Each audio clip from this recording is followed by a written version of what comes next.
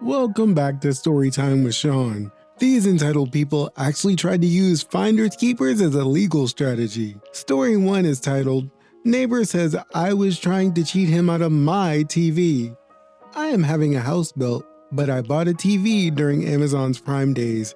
I had it sent to my grandparents' house to be stored until the house was done. The package never arrived, and after a couple of days, the picture from the delivery was on the FedEx site. I sent it to my grandfather, who recognizes it as his neighbor. He calls his neighbor, who claims that he ordered the exact same TV and didn't realize that he opened mine. I did not ask him to call the neighbor. The neighbor says his is coming in the following week and he will give me his as it's the exact same TV. A few hours later, he says, I called Amazon, who said for me to keep this TV and for you to call them so they can replace it. I tell him that my refund replacement has already been denied multiple times and that I was told to contact local authorities, law enforcement, but I would call again. The next morning, I called Amazon, who tells me that my claim was denied again and I should still try to get my TV back since I know where it is. I called the neighbor, who is now saying that he has to send my TV back once he gets his in. I tell him not to, that I want my TV even if it's open. He's an old dude, so I'm using yes sir and no sir. I was trying to be polite as he has my expensive TV. He hangs up and sends me a long text about how he has my TV and won't be giving it back. And I said, just to verify, you're refusing to give me my TV? He calls back and tells me to stop harassing him. After I showed the cops the text where he's saying he has my TV, pictures of the box he sent me with my name on it, and where my refund was denied, they went to talk to him. He changed his story for the 5th time to say I already got a refund and that I was trying to fraud Amazon. End of the day, I got my TV back and the neighbor calls my grandfather. Grandfather calls me to say that I discredited him. He meant defamation. He says that I called the cops on his neighbor and cheated him out of a TV. The neighbor is claiming he won't get his package now because he was supposed to keep mine. This old dude was so entitled he thought he had a right to my TV. I don't even think he ordered one in the first place. Edit. For those of you who are curious, the cops were only able to get it back because of our state laws. In most states, you are required to give the package back if the person it was addressed to contacts them. The "you can't keep misdelivered packages" only applies if it was addressed to you in the first place.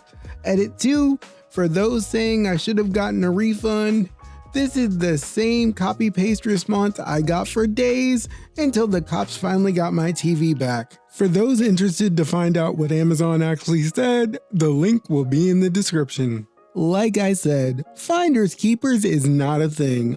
On to story 2. Story 2, also from the Entitled People subreddit, is titled, Entitled Karen Tried to Steal My First Class Seats. For a little context here, I was traveling with my kiddo from the States to my home country, which takes around 8 hours with connections. So I booked first class seats for the both of us. However, due to the Rona in this airline, ours was the last group to be called to board. When we boarded, it turned out that a Karen around 40ish and her kid were in our seats. I politely told her so, but she ignored me. And as we were the last to board, I had to call the flight attendant and let her know that because we were soon to take off. She came and Karen just repeated in Spanish, "Lo siento, no entiendo," over and over. "I'm sorry, I don't understand" in English. And the flight attendant felt frustrated as she explained the situation to her in Spanish, yet it was obvious Spanish wasn't her first language, and yet Karen pretended she didn't understand. Here comes the funny part. I am a Spanish speaker, so I grinned and told her in Spanish that she was in our seats and they had to move to their seats.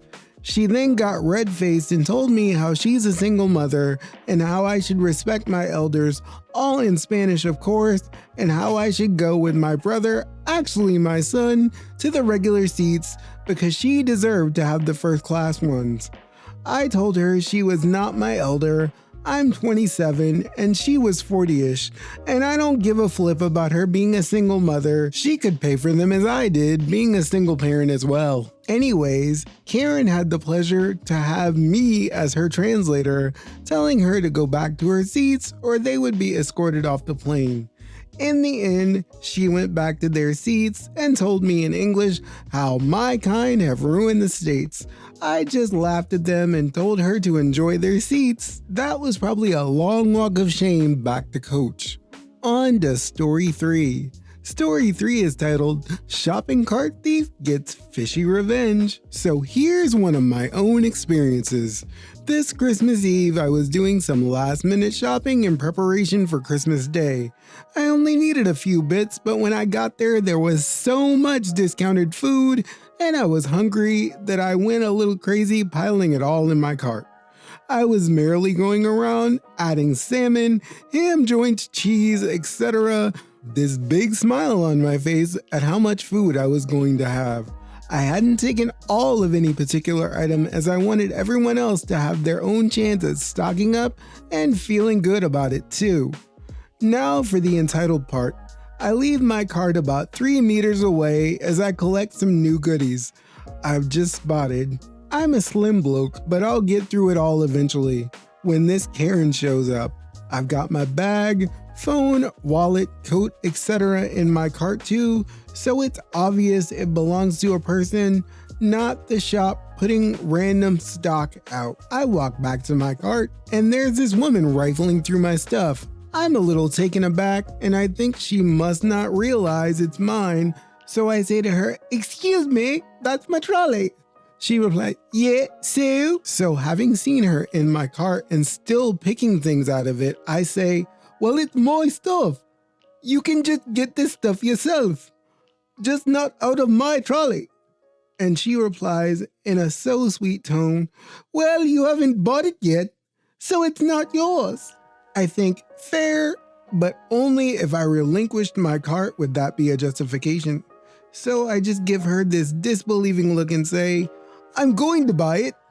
It's in my trolley, and my wallet and stuff is in the trolley, so please don't rifle through my stuff." She sticks up her nose and continues on. I think, great, that was weird, but at least it's over. I notice a few of the bigger, more high-quality items are missing, and I'm somewhat irked by it. That fancy whole salmon with prawns and some of the glistening gold sauce is something so decadent, I'd never buy it at full price. I'm not cheap, but I'm a pragmatic man who doesn't believe in paying over the odds for fancy but functionless stuff. But man, this dish did look good and I was excited to try it. I love good food though. Usually, I just make it that way myself. So I'm festering a little, not quite pushed enough to act until she strikes again. I had 2 of those salmon dishes, now only 1, and a number of other discounted goodies amongst some regularly priced items I needed. This woman comes back and rifles through my cart again. To my knowledge, several times as I see her whizzing past me or away each time I return to my cart. It was quite busy and hard to get into some aisles to get what I needed. That was enough for me. I'll tolerate so much, then I'll bite back hard. I determine I'll lay in wait. Behind a pillar, cart exposed. Of course she shows up again, and what do you know? She's after my stuff. She starts putting stuff into her cart and I jump out and say, "Again, are you kidding me? These are my things, how rude."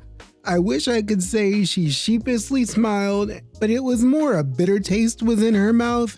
She was trying to smile past it, nostrils flared and an evil look in her eye. I then say, "You rude woman, I'm taking my things back."